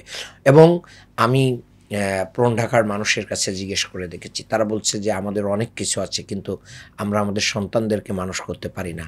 এটা আমাদের একটা বড় ক্রাইসিস। আমার সন্তান ডিসি হোক, আমার সন্তান এসপি হোক, আমার সন্তান সচিব হোক, ডাক্তার হোক, ইঞ্জিনিয়ার হোক, এই স্বপ্ন আমারও আছে, কিন্তু সেই স্বপ্ন পূরণে আমাদের সহযাত্রায় কখনো এরকম নেতৃত্ব আসে নাই। আমরা আপনাকে নিয়ে আশাবাদী। তা আমি মনে করি যে আমি একজন বিশ্ববিদ্যালয়ের শিক্ষক, আমি সেই স্বপ্ন এই ঢাকা 6-এর মানুষদেরকে দেখাতে পারবো ইনশাআল্লাহ। পুরান ঢাকাতে ব্যাপক যানজট দেখা যায়, বিশেষ করে রাস্তাঘাট খুব সরু এবং সে কারণে যানজটটা অনেক বেশি থাকে। এই যানজট নিরসনে স্পেশাল কোনো পরিকল্পনা কি আপনার আছে? অফকোর্স সেটা আমাদেরকে করতে হবে। কিছু জিনিস মানে এখানে রয়েছে, যেরকম আপনি আমার এলাকায় একটাই এক্সাম্পল দিই। এখন গুলিস্তানের পাশে বঙ্গভবন, তাই না? বঙ্গভবনের অ্যাডজাসেন্ট যে ফ্লাইওভারটা আছে তার ঠিক সাথে লাগানো ওয়ারির যে এলাকাটা, কাপ্তান বাজারের যে এলাকায়, এখানে মানে গরু, ছাগল, মুরগি থেকে শুরু করে নিয়ে সব কিছুর এখানে মার্কেট। আপনি যদি ওখানতে যান, আপনাকে অবশ্যই নাক চেপে ধরতে হবে। প্রচণ্ড রকম মানে এখানে চাঁদাবাজি এবং ব্যবসা বাণিজ্য এখানে হচ্ছে। তো এই জিনিসটা কি এরকম একটা ভিআইপি এরিয়াতে এরকম থাকা উচিত? এর কি বিকল্প কোনো জায়গা দেয়া যায় না? অফকোর্স সরকারের হাতে এরকম আছে। তাহলে একটা মুরগির মার্কেট নিয়ে আমি পুরো ভিআইপি এরিয়াটাকে কি করে ফেলছি, বসবাসের অযোগ্য করে তুলছি। ঠিক এভাবে আমরা অনেক কিছুকে আইডেন্টিফাই করতে পারবো, আমরা আইডেন্টিফাই করছি। কিন্তু আমাদের এই আইডেন্টিফিকেশনের মাধ্যম দিয়ে যেটা আমরা সাজাচ্ছি, আমরা যদি নির্বাচিত হতে পারি ব্যালটের মাধ্যমে, যদি জনগণ আমাদেরকে সেই পাওয়ার দেয়, তখন স্টেপ বাই স্টেপ আমরা এই যানজট নিরসন করবো ইনশাআল্লাহ। ওখানে খেলার মাঠ কি পরিমাণ আছে? খেলার মাঠ জাদু একটা আছে, বেদখল আর কি, মানে দখল হয়ে আছে আর কি, আচ্ছা, মানে বিভিন্নভাবে মানুষ দখল করে আছে। তো আমরা এগুলো মুক্ত করব। তারপরে পুকুর আছে, ডোবা আছে, যা আছে সেগুলো মানে সব, মানে কোনো নার্সিং নাই, কেয়ার নাই, মানে পড়ে আছে আর কি। তো আসলে অভিভাবকহীন, আমি তো একটা কথাই বলছি যে যারা নির্বাচিত হয় তারা মানে এত বেশি এলাকার ব্যাপারে মানে আপনার অসচেতন, এলাকার মানুষের উন্নয়নে কখনো নিরসভাবে কাজ করে নাই। শুধু নামে এমপি থেকেছে বা নামে অনেক কিছু হয়েছে, কিন্তু কোথায় কি উন্নয়ন কার হাত দিয়ে ঘটেছে এটা বলার মতন কোনো প্রতিষ্ঠান এখনো পর্যন্ত এই 54 বছরে কেউ দেখাইতে পারে নাই যে পুরান ঢাকায় আমরা উন্নয়নের জন্য এটা করছি। কাজেই আমরা এই মাস্টার প্ল্যান তৈরি করছি, সময় মতো ইশতেহার দিয়ে আমরা এটা জাতির সামনে ওপেন করবো ইনশাআল্লাহ। আপনার তো প্রায় 30 লক্ষ জনগণ আপনার এই আসনে বসবাস করে, যদিও ভোটার বলছিলেন যে মাত্র 3 3 লক্ষ। লক্ষ। বাকি যে 27 লক্ষ মানুষ আপনার আসনে বসবাস করে, তারা হয়তো ভোটটা আপনার আসনে দেবে না, বা ভোটার তার নিজ নিজ গ্রামে, বাট তাদের বছরের অন্তত 300 দিন কিন্তু সেখানেই কাটে। এই যে 27 লক্ষ মানুষ, এদের জন্যে, এদের বসবাসের মান উন্নয়নের জন্যে, জীবনের মান উন্নয়নের জন্য আপনার কোনো পরিকল্পনা নিয়েছেন? দেখেন, আমি তো 3 লক্ষ মানুষের ভোটারের কথা বলছি, তাদের পরিবারের আরও সদস্য আছে না? আছে। প্লাস হচ্ছে যারা এই 27 লক্ষ মানুষ এখানে থাকে, ব্যবসা করে, বাণিজ্য করে, এই এলাকার মানুষের ভিতরেই তো তারা বসবাস করে, এবং এখান থেকে এই এলাকার ঢাকা শহরের জনগণরাই কি হয়, তারা মার্কেট ভাড়া দেয়, বাড়ি ভাড়া দেয়, হ্যাঁ, অন্য অন্য ইয়েগুলো তাদের এখানে হয়। কাজেই জনগণের স্বার্থেই এই 27 লক্ষ মানুষের জন্য আমাদেরকে কর্মসূচি নিতে হবে, এবং আমরা সেটা নেব ইনশাআল্লাহ। আপনার এই আসন থেকে অন্যান্য যে সকল রাজনৈতিক দলগুলো আছে, সেই দলগুলো থেকে যারা প্রতিদ্বন্দ্বিতা করছে, তাদের থেকে আপনি নিজেকে এগিয়ে রাখছেন ঠিক কোন কোন কারণে? এমন 2টা পয়েন্ট বলেন অ্যাটলিস্ট। দেখেন, 1 নাম্বার হচ্ছে আমার দল এবং আমি সম্পূর্ণ দুর্নীতিমুক্ত। এটা হচ্ছে আমাদের সবচেয়ে বড় একটা শক্তি। 2 নাম্বার হচ্ছে আমরা মাদক মুক্ত। যত ধরনের এই মুক্তের শব্দ আপনি পাবেন সবগুলো আমাদের ভিতরে আছে। আর শিক্ষা দীক্ষা থেকে শুরু করে নিয়ে, ইসলাম জানা থেকে শুরু করে নিয়ে, এগুলোর সাথে আমি মনে করি যে এলাকার মানুষ ইতিমধ্যেই তাদের হৃদয়ে অবস্থান দিতে শুরু করেছে। আমি যখন ক্যাম্পেইনে যাই, যখন একজন বৃদ্ধ নারী আমার মাথায় হাত দিয়ে দোয়া করে, ফু দেই, আমার তো ভালো লাগে। একজন বৃদ্ধ মানুষ যখন আমাকে দেখে তার বুকের ভিতরে টেনে নেয়, তখনই আমি বুঝি যে না, ভালোবাসাটা এখানে গ্রথিত হচ্ছে, এবং এটা মানুষ পরিবর্তনের জন্য বসে আছে, আমাদেরকে জাজ করতেছে। আমি সব জায়গায় একটা কথা বলছি, আমার চেয়ে যদি কোনো ভালো যোগ্য লোক এখানে দাঁড়ায়, আমিও তাকে ভোট দেব। চমৎকার। আপনি ইসলাম প্রিয় কথা বলছেন, কিন্তু আপনার আসনে তো প্রচুর অমুসলিম ভোটারও রয়েছেন। তাদের জন্যে, তাদের নিরাপত্তার জন্যে আপনার পরিকল্পনা কি? অফকোর্স ইতিমধ্যেই আমরা তাদেরকে নিয়ে মিটিং করেছি, তাদের নেতাদেরকে নিয়ে, তাদের মন্দির ভিত্তিক কমিটি আছে, অন্য অন্য জায়গায় যে কমিটি আছে তাদের নিয়ে আমরা কথা বলছি। তাদের নেতৃবৃন্দ যারা আছে জাতীয় পর্যায়ে, তাদের সাথেও আমরা কথা বলছি, মিটিং করতেছি, এবং আমরা একটা কথাই তাদেরকে বলেছি যে দেখেন, বাংলাদেশের কোথাও, শুধু আমার আসন নাই, বাংলাদেশের কোথাও বাংলাদেশ জামাত ইসলামীর দ্বারা একটা হিন্দু, একটা অমুসলিম পরিবার নির্যাতিত হওয়ার ইতিহাস নাই। তাদের সম্পদ, তাদের ব্যবসা বাণিজ্য সেখানে ক্ষতিগ্রস্ত করার কোনো ইতিহাস নাই। বরঞ্চ আমরা যদি নির্বাচিত হয়ে আসি, তাহলে আপনার মানে মানবিক অধিকার, ধর্মীয় অধিকার, সামাজিক অধিকার, সকল ধরনের অধিকার আমরা নিশ্চিত করব। ইসলাম কারোর অধিকার ক্ষুণ্ণ করে না। মানুষের অধিকার প্রতিষ্ঠায় আল্লাহ তাআলা আমাদেরকে এই দায়িত্ব দিচ্ছেন। সো দ্যাট নবী রাসূলরাও মানুষের অধিকার প্রতিষ্ঠায় আসছেন, চরিত্রের পরিশুদ্ধিতার জন্য এসেছিলেন। আমরা দাওয়াতও অব্যাহত রাখবো, আবার কাউকে তার অধিকার থেকে বঞ্চিত হতে দিব না। আপনি অবাক হয়ে দেখবেন, আমার আসনের ভিতরে আপনার একটা 10 ফিট রাস্তার এপারে ওপারে মন্দির এবং মসজিদ আছে, কখনো সংঘাত হয় নাই। তো আমাদের এই সম্প্রীতিটা আছে, কাজেই বিভিন্ন দলের লোকেরা এতদিন কি করতো, এগুলোকে ক্যাশ করার জন্য চেষ্টা করতো, আমরা ওই জায়গা থেকে মানুষকে বের করে নিয়ে আসার জন্য চেষ্টা করছি এবং তারা আশ্বস্ত হচ্ছে। আমি আশা করি যে একটা ব্যাপক ভিত্তিক অমুসলিমদের ভোট এবং সহযোগিতা আমরা পাবো ইনশাল্লাহ। পুরান ঢাকাতে আমরা ঢাকার অন্যান্য এলিট এরিয়া যেগুলো রয়েছে তার মধ্যে তুলনামূলকভাবে মসজিদ এবং মাদ্রাসার অবস্থান বা সংখ্যা একটু তুলনামূলক বেশি।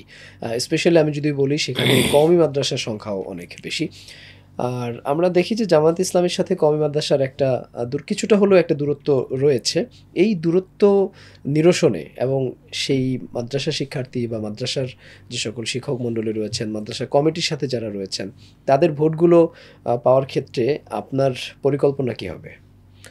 দেখেন, আমি ওলামাদের নিয়ে মিটিং করেছি, মসজিদ মাদ্রাসার খতিব, ইমাম এবং বিভিন্ন ঘরানার ইমাম যারা আলেম আছেন তাদের সাথে মিটিং করেছি। সেখানে আমাদের অনেক অনেক আলেমরা ছিলেন, বিভিন্ন দলের আলেমরাও ছিলেন এবং আমরা বলছি যে ইসলামপন্থীদের একটা ভোট বাক্স হোক এবং সেটাই মনে হয় বাংলাদেশে বাস্তবায়ন হতে যাচ্ছে ইনশাআল্লাহ। সেক্ষেত্রে আমাদের দূরত্ব কমে আসবে। আর আল ইত্তেহাদ মাল ইখতিলাফ, এটাকে আমরা প্রায়োরিটি দিচ্ছি। আমাদের ভুল ত্রুটি হলে আপনারা ধরিয়ে দিবেন, আমরা সংশোধন করব, আমরা ভুলের ঊর্ধ্বে নই। এরপরে আমরা বলছি যে দেখেন, মাদ্রাসার উন্নয়নে, ইসলামী শিক্ষার উন্নয়নে এটাকে আরও বেশি পৃষ্ঠপোষকতা দেওয়ার জন্য আমাদের সহযোগিতা আপনাদের সাথে থাকবে এবং সবাই ঐক্যবদ্ধ হচ্ছে। আমার কাছে মনে হচ্ছে যে একটা ভিন্ন পরিবেশ তৈরি হচ্ছে এবং আমি নিজে আল হাদিসের উপরে লেখাপড়া করেছি। এটা যখন শুনে, আমি 5 বছর হাদিস পড়েছি, 4 বছর অনার্স, 1 বছর মাস্টার্স। আমার উস্তাদ ছিলেন খন্দকার আবদুল্লাহ জাহাঙ্গীর রহিমাহুল্লাহ, আল্লাহ তাকে জান্নাতবাসী করুক, অনেক বড় ইয়ে। তো আমাদেরকে ক্লাসে বলতেন, আমরা যখন বলতাম যে স্যার, এই যে কেউ আমিন জোরে বলে, আসতে বলে, হাত উঠায় না, এত মতভেদ নিয়ে তো আমরা খুব মানে বেকায়দায় আছি। তখন উনি বলতেন যে এই জন্য মাঝে মাঝে হাত ছেড়ে দিও, নামাজ পড়বা, এটা যে পড়া যায় এটা দেখবা। অর্থাৎ মানে এটা এরকম কোনো কিছু না, আমরা আমাদের এই ইখতিলাফ আমাদের ইফতেরাকের কারণ না হোক, আমরা আলেমদেরকে এই মেসেজটা দিতে চাই। আমরা এই জন্য অনেক আলেমরাদের ভিতরে যত বিভক্তির চেষ্টা করছেন, সেখানে আমরা বলছি যে দেখেন, আপনি বলছেন যে অমুককে ভোট দেওয়া যাবে না, কিন্তু কাকে দেওয়া যাবে তাকেও তো নাম বলছেন না। আবার আপনি নিজেও তো ভোট চাচ্ছেন না যে ঠিক আছে তাহলে তোমাদের চেয়ে আমি যোগ্য। আমি তো এই কথা ওপেন এখনও বলছি, 1 ইয়ার আপনাকে বলছি যে আমাদের চেয়ে নীতি, নৈতিকতা, শিক্ষা, দীক্ষা এবং সমস্ত কিছুতে যোগ্য যদি আমার চেয়ে কোনো উপযুক্ত ব্যক্তি হয়, সেই তো ইমাম হবে, আমি তো মুক্তাদি হব। এই নীতিতেই আমরা চলতে চাই। আপনি একই বাক্সের কথা বলছেন, ইসলামিক দলগুলো, শুধু ইসলামিক দল না, আপনি ইসলামিক দল অথবা আমাদের দেশে এক্সিস্টিং অন্যান্য যে কোনো দলের সাথেই যদি জামায়াতের জোট হয়, সেক্ষেত্রে যদি আপনাকে আসনটি ছেড়ে দিতে হয়, তখন আপনি কি করবেন? 1 সেকেন্ডও দেরি করব না। আমি ছেড়ে দিয়ে যাকে দেয়া হবে তার জন্যই কাজ করব। মানে আপনি যে এতদিন ধরে কাজ করলেন, আমি তো করছি আল্লাহর দিনের জন্য, ব্যক্তিগতভাবে করি নাই। আমি তো দুনিয়ার কোনো পোস্ট, পদবি, পার্লামেন্ট মেম্বার বা কোনো রিয়ার্ড, কোনো সম্মান, মর্যাদার জন্য করি নাই, করছিও না। এবং করলে সেটা আমার জন্য গুনাহ হবে এবং আমার এর যে ভালো কাজ, এর সওয়াব আল্লাহর কাছে আমার পাওয়ার কোনো সম্ভাবনা নেই। আমি লিওয়াজহিল্লাহ করছি, লিইবতিগাই মারদাতিল্লাহর জন্য করছি। সো দ্যাট ওইটাই আমার কাছে বড় পাওয়া। আমি এটা কোনো কিছুর বিনিময়ে এটাকে অর্জন করি নাই বা কাউকে ম্যানেজ করে এটা পাই নাই। সো দ্যাট এটা যখন সিদ্ধান্ত আসবে, এটা মুহূর্তের ভিতরে আমরা এটাকে ওয়েলকাম করে তাদের পিছনেই চলে যাব। এই জন্য আমাদেরকে লোকে বিশ্বাস করে যে না, এই দলের সাথে যদি জোট করি তাহলে যেখানে দিবে এই দলের আর কেউ বিদ্রোহী হবে না। আর অন্য দলের কিন্তু নিজ দলেরই প্রার্থীর বিরুদ্ধে অনেক বিদ্রোহী থাকে, তাদের সাথে যারা জোট করবে তারা তো মহা টেনশনে আছে যে জোট করলে ওই দলেরই বিদ্রোহী প্রার্থী থাকলে আমাদের কি হবে। কিন্তু বিদ্রোহী প্রার্থীর দু একটা বিচ্ছিন্ন ঘটনা কিন্তু আমাদের চোখের সামনে আসছে পাবনাতে। ব্যক্তির কোনো বিষয় দলীয়ভাবে নেয়ার সুযোগ নাই, এটা ব্যক্তিগত ব্যাপার। ব্যক্তির পদস্খলন হয়, মানুষ তো আমরা, মানুষ হিসেবে তো ভুল ত্রুটি বা পদস্খলন হতে পারে, বাট আমাদের অর্গানাইজেশন এগুলোকে টলার করে না, এগুলোকে টেক ওভার করে। আপনার নির্বাচনী আসনে বংশালের যে এলাকাটা, আমরা জানি যে বংশালে তুলনামূলকভাবে এদেশের আহলে হাদিস জনগোষ্ঠীদের অবস্থানটা একটু বেশি এবং তাদের সেখানে বেশ কিছু মারকাজ মসজিদ আছে। তো আহলে হাদিসের সাথে জামায়াত ইসলামীর কোনো দূরত্ব আছে কিনা? অথবা আহলে হাদিসপন্থী যে সকল ভোটার রয়েছেন, নাগরিক রয়েছেন, তাদের সাথে আপনাদের সম্পর্কটা কেমন? দেখেন, আমি সেদিন শরীয়তুল্লাহ মসজিদে একটা অনুষ্ঠানে গিয়েছিলাম। তো যাওয়ার আগে তখন বাজে হচ্ছে 3:30। তো আমি দেখলাম যে আজান হচ্ছে। তো আসরের আজান। আসরের আজান হচ্ছে। তো আমি বললাম যে তাহলে মিটিংয়ে ঢোকার আগে যেহেতু নামাজ, আমি চলে যাই। তো আমি মসজিদে গেলাম। আমি 4:45 3:45 আসরের নামাজ পড়লাম। আচ্ছা। এবং আমি আমার ডাইনে বামে আমি তো বুঝলাম যে এখানে তারা কোন তরিকায় নামাজ পড়বে। আমি হাত উঠিয়ে রফুল ইয়াদাইন করেই নামাজ পড়েছি। জোরে যাতে আমিন বললেন। যাতে না, জোহর ছিল তো জোরে আমিন বলার সুযোগ পাই নাই। অবশ্যই জোরে বলতাম যদি আচ্ছা। কেরাত যদি বিশিষ্ট ওপেনলি সালাত বলা হতো। হতো তাহলে আমি অবশ্যই জোরে বলতাম। এটা সৌন্দর্য, বিউটি অফ ইসলাম। আপনি যেখানে যে এলাকায় যাবেন সেই এলাকায় যদি এটাও তো ইসলাম স্বীকৃত, সো দ্যাট ইসলামে যে কোনো হাদিস দ্বারা যতক্ষণ কোনো বিষয় প্রমাণিত হবে আপনারটা আহসান হতে পারে, কিন্তু সেটার উপরে আমল করাটাই সুন্দর। আমি লেখাপড়া শিখে এতটুকু বুঝেছি। আমি যদি হানাফির এলাকায় যাই তো আমি হানাফির আলোকেই পড়লেই তো আমার সুন্দর। আমি যদি মালিকের এলাকায় যাই তাহলে তো তারা তাদের মতো করেই আমি যদি করি তারা তো আমাকে আরও আপন ভাববে। ইসলাম তো এটাকে নিষিদ্ধ করে নাই। মানে একজন দায়ী যিনি তাকে জি, আসলে তাকে তার মানুষের সাথে কিন্তু অ্যাডাপ্ট করা, হ্যাঁ, তাদের অ্যাডাপ্ট সাথে করা। এবং আমি দেখলাম নামাজের পরে অসংখ্য মানুষ আমার সাথে এসে হ্যান্ডশেক করতেছে, কথা বলতেছে এবং ঘিরে ধরেছে আমাকে।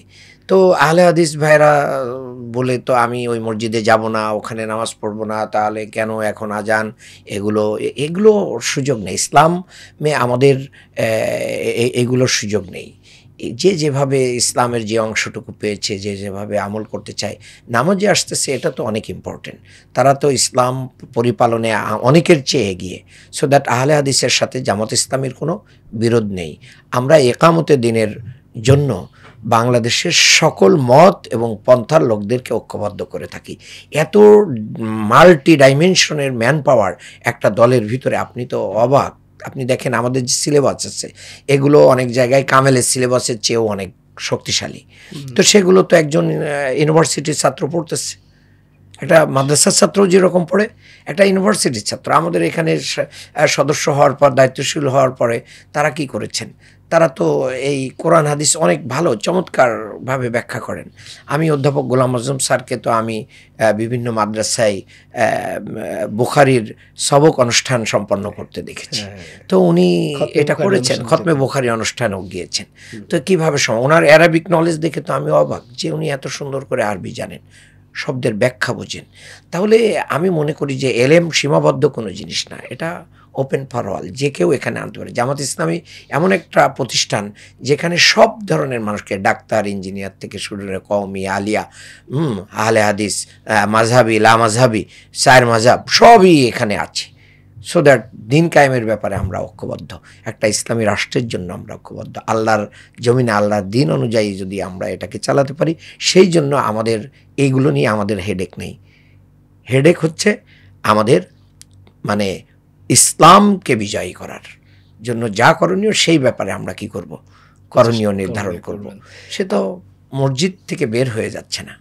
আপনার আসনে প্রচুর কুলি, মজদুর, এরপরে হচ্ছে একেবারে খেটে খাওয়া মানুষ যদি বলি, এ ধরনের মানুষের সংখ্যা কিন্তু আসলে অনেক। অনেক। তো এই ধরনের মানুষ কেউ যদি এই মুহূর্তে আপনার রাজনৈতিক দল জামায়াত ইসলামীর সাথে যোগ দিতে চায়, আপনি তো বললেন যে সেখানে অনেকগুলো বই পুস্তক পড়ে তারপরে যোগ দিতে হয় বা নেতৃত্বের আসনে আসতে হয়, সেক্ষেত্রে তারা কিভাবে যোগ দেবে? দেখেন, খিয়ারুকুম ফিল জাহিলিয়াতে খিয়ারুকুম ফিল ইসলাম। আপনি এদেশে অনেক নিরক্ষর মানুষ, তারা কিন্তু সমাজে নেতৃত্ব দেয়, তারা বিচার করে, ফয়সালা করে, অনেক বড় বড় জিনিস আপনার আমার চেয়ে তারা মানে লেখাপড়ায় নাই, কিন্তু তারা কঠিন কঠিন জিনিস এই সমাজে সলভ করে। তাহলে তার ভিতরে নেতৃত্ব তো আছেই। আমরা এই নেতৃত্বকে আরেকটু কেয়ার করি, আরেকটু যত্ন করে তাদেরকেই আমরা সেই নেতৃত্বের আসন দিব। কোনো সমস্যা নেই। মানে ওনারা কি আসলে জামাত ইসলামের সাথে কাজ করতে পারে, যোগ দিতে পারে? হ্যাঁ, অফকোর্স, কেন নয়, যারা কেন রয়েছে, পারে না? হুজুর। তারা বরঞ্চ আরো খুশি হয় যে জামাত ইসলামীতে আসলে আমাকে নামাজ শেখাচ্ছে, মাসলা মাসাইল শেখাচ্ছে, কোরআন শেখাচ্ছে, এনজয় করে। এবং তারা মনে করে যে আমাদের জীবনের 40টা 50টা বছর চলে গেছে, কেউ আমাদেরকে বুকে জড়িয়ে ধরে মসজিদে নিয়ে যায় নাই, আমাদেরকে কোরআন শেখানোর ব্যবস্থা করে নাই। বরঞ্চ তারা অনুশোচনা বোধ তাদের ভিতরে আমি লক্ষ্য করেছি। এবং এই বিশাল জনগোষ্ঠীকে উপেক্ষা করার কোনো সুযোগ নেই। তাদের ভিতরে তাদেরকে ইসলাম শেখানো, ইসলামের বেসিক নলেজগুলো দেয়া, তাদেরকে এই যে মসজিদদের সাথে কানেক্ট করে দেয়া, এটা তো আমাদের সবার দায়িত্ব ছিল। আমি মনে করি যে এই ক্ষেত্রে তাদের আমাদের নেতৃত্ব আসার, সংগঠনে আসার কোনো, আমাদের স্বল্প মেয়াদি সিলেবাস আছে, আবার যে পড়তেই পারে না তার জন্য ব্যবস্থা আছে। দেখেন, যে লেখাপড়াই জানে না তার জন্য কি করা হচ্ছে, তার জন্য বলা হচ্ছে যে আপনার ছেলে মেয়ে বা আমার সংগঠনের একজন পড়বে, আপনি শুনবেন।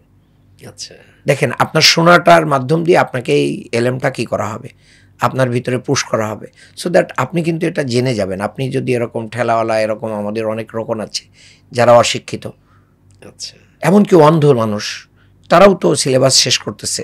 কিভাবে শেষ করতেছে? ওই যে একজন পড়ে, একজন শোনে, এরপরে মুখস্থ করে, এরপরে এটা জানে। তাহলে ইসলাম জ্ঞান অর্জনকে যে ফরজ করেছে, হালাল হারামের যে বিধিবিধানগুলোকে স্পষ্ট করেছে, সেইগুলো যদি আমরা এই সমস্ত মানুষের কাছে নিয়ে যাই, তাদের ইসলামের সৌন্দর্যের ভিতরে আসাটা অনেক সহজ। তাদের এতটা আমি মানে যে আমাদের অনেকের আয় রোজগার নিয়ে প্রশ্ন উঠতে পারে, কিন্তু এই মানুষদের ইনকাম 100% হালাল, মানে 99%ই বলা যায় হালাল ইনকামের মানুষ। তাদেরকে যদি খালি দেওয়া যায়, আমার মনে হয় আমাদের বহু আগে, আমি সেদিন একটা জায়গায় বলতেছিলাম যে দেখেন, আমাদের মানে দুনিয়ার হিসাবে আমাদের যে ট্যাক্সের ফাইল আছে, এটা নিয়ে টানাটানি করলেই আমাদের ঘাম বের হয়ে যায়। তো এই সমস্ত মানুষের কোনো ট্যাক্সের ফাইল নেই, দুনিয়াতেই নেই, আখেরাতেও অনেক বড় হবে বলে আমি মনে করি না।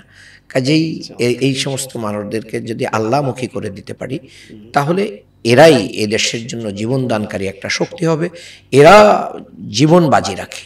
আপনি দেখেন, গত গোলায় জন অভ্যুত্থানে মানে যারা জীবন দিয়েছে তাদের অধিকাংশই কিন্তু এই খেটে খাওয়া মানুষ, দিন মজুর, কুলি মজুর, শ্রমিক। তারাই সবজি বিক্রেতা, আলু বিক্রেতা, তরকারি বিক্রেতা, তারাই জীবন দিয়েছে। আমাদের এই মা বোনেরা বের হয়ে আসছে। এই সাধারণ মানুষ কেন বের হয়েছে? আমি তো চোখের সামনে দেখে 36 দিনই আমি মাঠে ছিলাম, আমি দেখেছি যে কেন।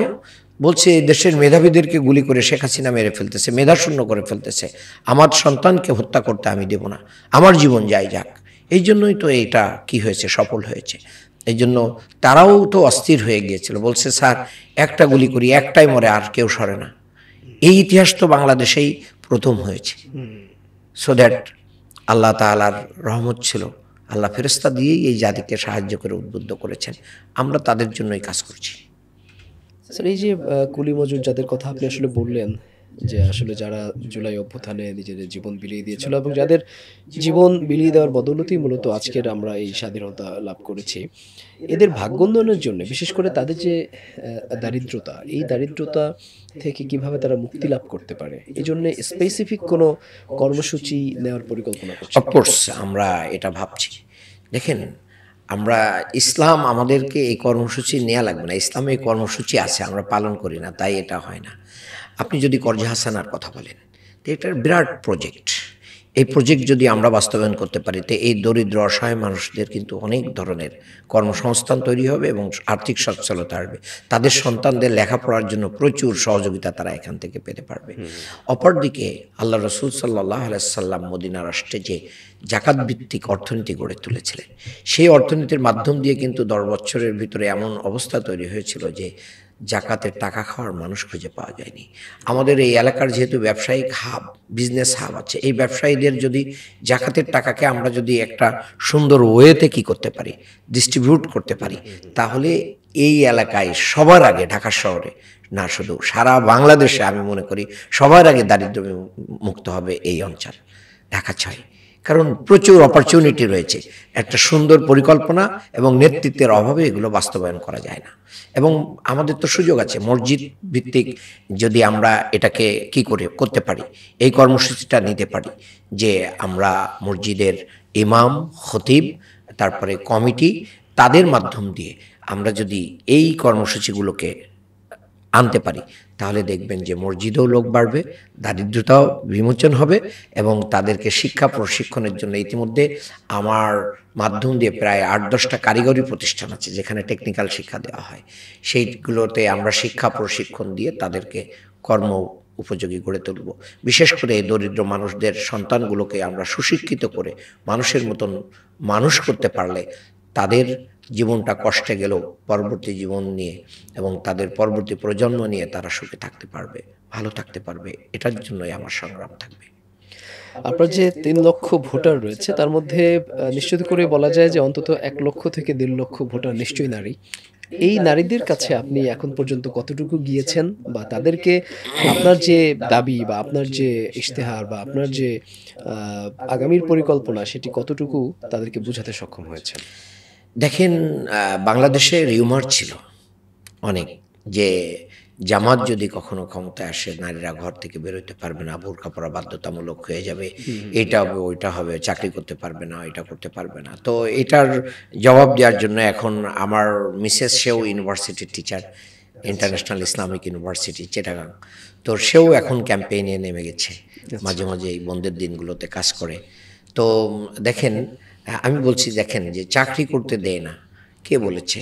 জামাত ইসলামীর লোকদের ওয়াইফ, বোন এবং মেয়েরাই সবচেয়ে বেশি চাকরি করে। আপনি খোঁজ নেন, যদি পলিটিক্যালি দেখেন, বিভিন্ন রাজনৈতিক পরিবার এবং তাদের নেতাকর্মীদের সন্তানরা বা মেয়েরা বা স্ত্রীরা মানে কর্মজীবী, এই সংখ্যা কিন্তু এখন জামাত ইসলামীতে কম না, অনেক। তাহলে তাদের পরে এই বেলেম দেওয়াটার কোনো সুযোগ নেই।